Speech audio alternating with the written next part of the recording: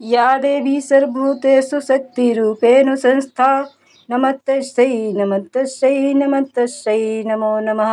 प्रिय भक्तजनों, शारदीय नवरात्र के पावन दिन हैं। माता रानी आप पर अपनी कृपा बनाए रखे, इसी कामना के साथ आइए सुनते हैं दुर्गा सप्तशती अध्याय 3। प्राचीन समय की बात है, जब जब दैत्य अत्याचार करके देवताओं, ऋषियों और संपूर्ण प्रजा को सताने लगते हैं, तब तब भगवान विष्णु, शिव और ब्रह्मा की सामूहिक शक्ति से एक दिव्य शक्ति प्रकट होती है। वही शक्ति आगे चलकर महादेवी दुर्गा के रूप में प्रसिद्ध हुई। दैत्यराज महिषासुर अत्यंत बलशाली और अभिमानी था। उसने तप करके ब्रह्मा जी को प्रसन्न किया और वरदान मांग लिया कि कोई देव, दानव या असुर उसकी मृत्यु का कारण न बने। ब्रह्मा जी ने कहा तथास्तु, परंतु चालाकी से उसने यह शर्त रखी कि स्त्री के हाथों उसका वध हो सके। वह सोच रहा था कि स्त्रियां तो कोमल होती हैं, उनके हाथों वह कैसे मारा जाएगा। इस प्रकार वह वरदान पाकर और भी उद्दंड हो उठा। वरदान मिलते ही महिषासुर ने तीनों लोकों पर आतंक फैलाना शुरू कर दिया। स्वर्ग से इंद्र को निकाल दिया, अग्नि, वरुण, वायु, यम, कुबेर सबको तिरस्कृत कर दिया। ब्रह्मा, विष्णु, महेश तक के आसनों पर दृष्टि डालने लगा। देवता भयभीत होकर एकत्रित हुए और त्रिमूर्ति के पास पहुँचे। उन्होंने निवेदन किया, हे प्रभु, अब तो हमें आश्रय दीजिए। महिषासुर वरदान पाकर अत्याचारी बन गया है, हम सब उससे पराजित हो चुके हैं। अब आपके अलावा कोई उपाय नहीं। यह सुनकर ब्रह्मा, विष्णु और महेश के मुखमंडल से तेज निकलने लगा। वही तेज मिलकर एक प्रचंड अग्निशिखा बना। उस अग्नि से निकली एक दिव्य स्त्री की मूर्ति। उसका रूप अद्भुत था, तेज से प्रज्वलित, दैदीयमान, भयंकर और अति सुंदर। वह थी महादेवी दुर्गा। उस समय सभी देवताओं ने अपने अपने दिव्य अस्त्र शस्त्र और आभूषण देवी को अर्पित किए। महादेव ने त्रिशूल दिया, विष्णु ने चक्र दिया, वरुण ने शंख दिया, अग्नि ने शक्ति दी, वायु ने धनुष और बाण दिया, इंद्र ने वज्र और ऐरावत का घंटा दिया, यम ने दंड और पासा दिया, समुद्र ने मोतियों से जटिल हार और निर्मल कमल दिया, हिमालय ने सिंह दिया, जिस पर बैठकर देवी युद्ध के लिए अग्रसर हुई। इस प्रकार सुसज्जित होकर सिंह वाहिनी देवी ने अपने विराट रूप से संपूर्ण आकाश को प्रकाशित कर दिया। उनके उद्रसित तेज से दिशाएं भर उठी। देवी के रण घोष से संपूर्ण ब्रह्मांड कांप उठा। पृथ्वी हिलने लगी, समुद्र मथने लगे, आकाश गूंज उठा, पर्वत चरमराने लगे, बादल फट पड़े। इस भीषण घोष से घबराकर दानवों ने महिषासुर के पास जाकर समाचार दिया, हे राजन, एक अद्भुत स्त्री प्रकट हुई है। उसके पास देवताओं के समस्त अस्त्र शस्त्र हैं। वह सिंह पर सवार होकर तुम्हारी सेना का संहार कर रही है। महिषासुर हंस पड़ा। उसने कहा, स्त्री, वह भी मुझसे युद्ध करेगी? मूर्खों, जाओ पूरी सेना लेकर उसका संहार कर दो। दानवों की सेनाएं चिच्छुर, चरम, उद्दीर्ण, उग्रायुध और अन्य महाबली असुर हजारों रथों, हाथियों और घोड़ों पर सवार होकर युद्धभूमि में आए।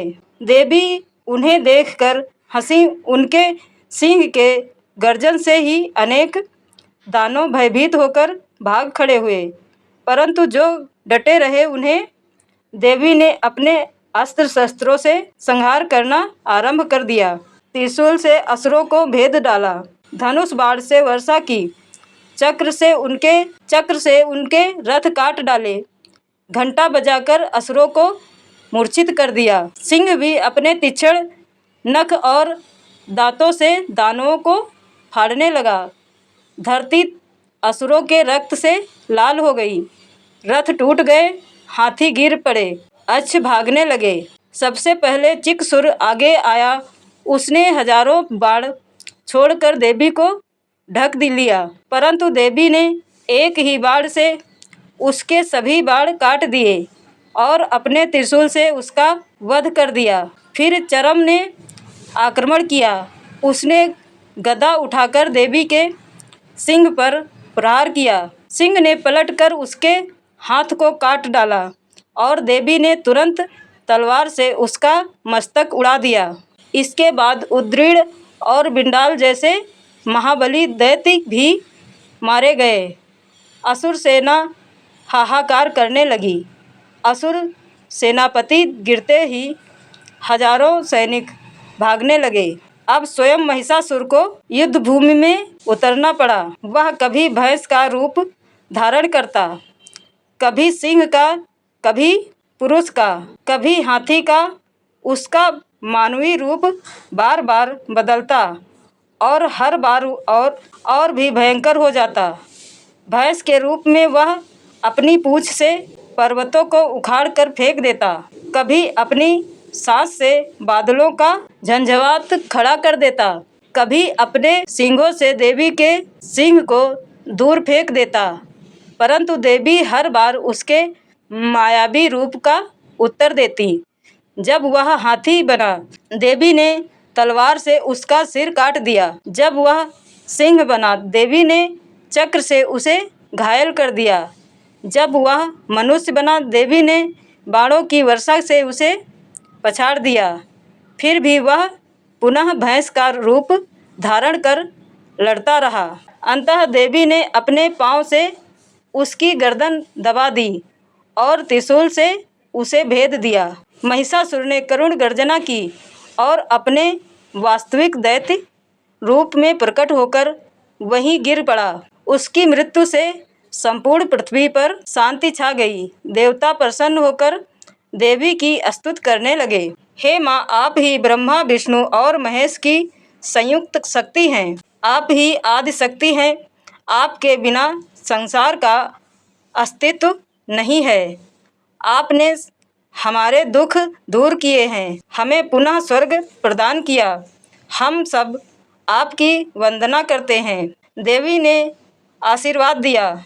जब जब कोई भक्त श्रद्धापूर्वक मेरी कथा का श्रवण करेगा, तब तब मैं उसके संकट दूर करूंगी। मैं सदा अपने भक्तों की रक्षा करूंगी। महिषासुर के वध के बाद स्वर्गलोक पुनः देवताओं को प्राप्त हुआ। इंद्र ने पुनः अपना सिंहासन पाया। अग्नि, वरुण, वायु, यम, कुबेर आदि देवताओं ने अपनी अपनी भूमिकाएं पुनः संभाली। धरती पर शांति का वातावरण छा गया। ऋषि मुनियों ने यज्ञ हवन पुनः आरंभ किए। नदियां कलकल बहने लगीं, वनस्पतियां फल फूल देने लगीं।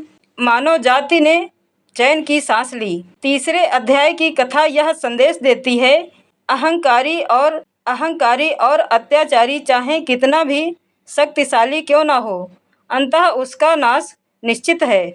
स्त्री शक्ति को कभी कम नहीं आंकना चाहिए। वही आदि शक्ति हैं जो संपूर्ण सृष्टि को धारण करती हैं और आवश्यकता पड़ने पर संहार भी कर सकती हैं। जब भी अन्याय अपनी सीमा पार करता है, तब दिव्य शक्ति अवतार लेकर धर्म की रक्षा करती है। इस प्रकार यह तीसरा अध्याय संपूर्ण होता है और आगे की कथा के लिए हम मिलेंगे आगे कहानी में। तब तक के लिए माता रानी आप सभी की रक्षा करें, सबकी मनोकामनाएं पूर्ण करें। मिलते हैं अगली कहानी में। तब तक के लिए नमस्कार, धन्यवाद, जय माता दी।